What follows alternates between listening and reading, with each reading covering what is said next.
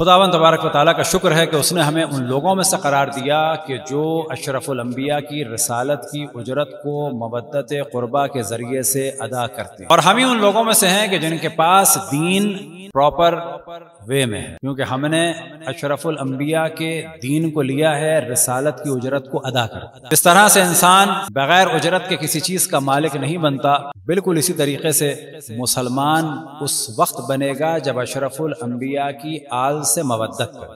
اور پھر اشرف الانبیاء نے فرمایا کہ میں تمہارے درمیان دو گراں قدر چیزیں چھوڑ کے جا رہا ہوں، ایک کتاب خدا، دوسرے میرے اہل۔ کبھی قرآن پہ ظلم ہوا، کبھی اہل بیت پہ ظلم ہوا، اور اب ضرورت ہے کہ امام حسین ایک بڑی قربانی دیں۔ تو جب مدینے سے نکلے تو ارشاد فرمایا کہ میں اکڑ تکبر فساد یا ظلم کے لیے مدینے سے نہیں نکلا، میں صرف اور صرف اپنے جد رسول اللہ کی امت کی اصلاح کے لیے نکلا ہوں۔ میں چاہتا ہوں کہ امر بالمعروف کروں، نہیں علی المنکر کروں، اپنے جد رسول اللہ اور اپنے والد علی ابن ابی طالب کی سیرت پر عمل کروں۔ کسی بھی نبی نے کبھی بھی کچھ نہیں مانگا، اور وجہ یہ ہے کہ کوئی نبی اپنی رسالت کی اجرت مانگ بھی نہیں سکتے، کیونکہ رسالت بہت عظیم چیز ہے۔ لیکن اب آپ کو تعجب ہوگا کہ ہم نے عرض کیا کہ کبھی بھی کسی بھی نبی نے کچھ بھی نہیں مانگا۔ کیوں نہیں مانگا؟ کیونکہ رسالت بہت عظیم ہے۔ تو سوال یہ پیدا ہوگا اب کہ آپ کے ذہن میں آنا چاہیے کہ اگر رسالت اتنی عظیم تھی ان انبیاء کی کہ وہ بھی کچھ نہیں مانگ سکتے تھے، تو اشرف الانبیاء نے کیوں مانگا؟ کیونکہ ہم نے عرض کیا کہ رسالت اتنی عظیم ہے کہ کسی بھی نبی نے کبھی کچھ نہیں مانگا اپنی رسالت کے عوض۔ جب ان کی رسالت عظیم ہے اور انہوں نے کچھ نہیں مانگا، تو ان کی رسالت سے جو سب سے زیادہ عظیم رسالت ہے وہ تو اشرف الانبیاء کی ہے، انہوں نے کیوں مانگ لیا؟ تو پہلا جواب تو یہ ہے کہ یہ مانگ سکتے تھے اور وہ مانگ نہیں سکتے۔ وہ کیوں نہیں مانگ سکتے تھے؟ کیونکہ ان کی رسالت کی اجرت ہی کچھ نہیں تھی۔ تو یہاں سے سمجھ میں آیا کہ اشرف الانبیاء کو اللہ سبحانہ و تعالیٰ نے مانگنے کا حکم دیا، کیونکہ ایک قیمت ہو سکتی تھی کہ جو کوئی بھی نبی کی امت ادا نہیں کر سکتی تھی، اور وہ قیمت تھی آخر نبی کی آل سے مودت۔ اور مودت کے بارے میں یہ ذہن میں رہے کہ اس آل سے مودت اتنی عظیم چیز ہے کہ اس سے بڑھ کر کوئی بھی چیز نہیں ہے۔ اگر کسی کی آل کی مودت اتنی عظیم ہوتی تو وہ انبیاء بھی رسالت کی اجرت بحکم خداوند تبارک و تعالی مانگ لیتے۔ لہٰذا نہ انبیاء مانگ سکتے تھے کیونکہ کوئی قیمت نہیں تھی، نہ ان کی امت اپنے انبیاء کی رسالت کی قیمت کو ادا کر سکتی کیونکہ ان کے پاس وہ اتنی عظیم چیز نہیں تھی۔ بس یہ عظیم چیز کیا ہے؟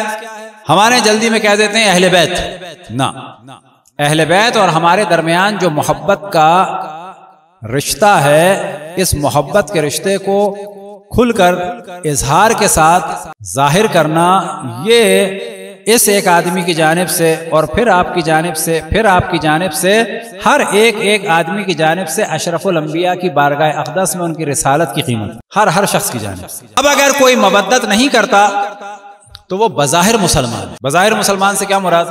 یعنی منافق ہے، اگر محبت نہیں کرتا۔ کافر میں اور منافق میں فرق کیا ہے؟ کہ اس کے کافر کے احکام ہیں، کھانے میں، پینے میں، نکاح میں، کفن میں، دفن میں۔ منافق کیا ہے؟ ظاہر مسلمان، اندر سے کافر۔ بعض دفعہ لوگ کہتے ہیں کہ جی اشرف الانبیاء لوگوں کے ساتھ بیٹھتے تھے، اس کا مطلب کوئی تو کوالٹی ہوگی، تو سارے منافقین کے ساتھ بیٹھتے تھے۔ منافقین کے نماز جنازہ بھی پڑھائیں تو منافق کافر نہیں ہوتے، یاد رکھیں، کافر سے بدتر ہوتے ہیں۔ جس طرح سے گاڑی اگر آپ کے کسی جنک یارڈ میں پڑی ہو تو کوئی بوائلر کو آپ کیا کہیں گے؟ بوائلر ہے۔ گاڑی کو کیا کہیں گے؟ جنک یارڈ میں گاڑی پڑی اگر ہو، نہ اس میں فیول پمپ ہو، نہ اس میں فیول ہو، نہ اس میں ٹائر ہو، نہ اس کے اندر انجن ہو، اسے کہیں گے کیا؟ بلا گاڑی ہے۔ لیکن یہ جو گاڑی ہے اور وہ جو چلنے والی گاڑی ہے، دونوں برابر ہیں۔ یہ جو گاڑی چلنے والی ہے یہ آپ کو منزل تک لے جائے گی۔ وہ جو جنک یارڈ میں پڑی ہوئی جنک کار ہے نا، وہ ہے تو کار، لیکن وہ آپ کو لے جا کہیں نہیں سکتی۔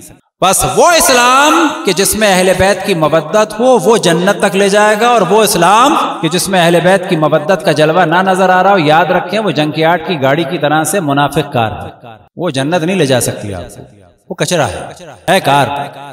ہیں سب مسلمان، لیکن اصل مسلمان وہ ہے کہ جو رسول کی آل سے محبت نہیں، محبت کا اظہار کرے۔ صلوات پڑھیں پر محمد والے محمد۔ تو بعض دفعہ آئے مودت میں ترجمے میں یا اس کو ڈسکس کرتے میں کہہ دیتے ہیں کہ اہل بیت اجر رسالت ہے۔ نہیں، اہل بیت سے جو محبت ہے وہ ہر آدمی کی جانب سے اجر رسالت ہے۔ اہل بیت بہت بلند ہیں، ان سے محبت اجر رسالت۔ اب آپ سوچیں جن سے محبت اجر رسالت ہو وہ خود کتنے بلند ہیں، اور وہ اتنے بلند ہیں کہ اشرف الانبیاء نے فرمایا انا و علی من نور واحد، علی منی و انا منہ، فاطمہ منی و انا منہا، حسن منی و انا منہ، حسین منی و انا منہ، انہم منی انا منہ، لحمہم لحمی و دمہم دمی، ان کا خون میرا خون۔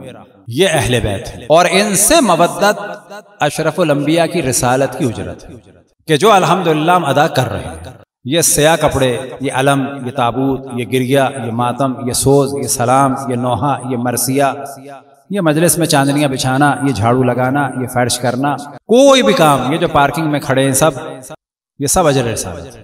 اور 2-3 دن پہلے ہم نے توجہ دلائی کہ امریکہ میں اسلامک سینٹر آف نیپرویل میں جو ہوا تھا، تو دیکھیں توجہ دلائی جاتی ہے، ظاہراً ہم نے اس کا بنایا آگے کیا، یہ نہیں کہ ہم نے کمال کر دیا، یہ ہم بتانا چاہ رہے ہیں کہ کوئی بھی آدمی کام کرے، کام ہونا چاہیے، something is better than nothing، کام کریں، آگے بڑھیں، اور کبھی اپنے آپ کو انڈر اسٹیمیٹ نہ کریں۔ ہمارے لیے اتنا کافی ہے کہ اللہ رسول اور ائمہ کے لیے کام کرنا چاہ رہے ہیں، بس یہ کام کافی ہے، یہی ہمارا حصہ، اسی میں ہمارا حساب ہوگا، اسی میں ہمارا کتاب ہوگا، یہی ہماری ذمہ داری ہے۔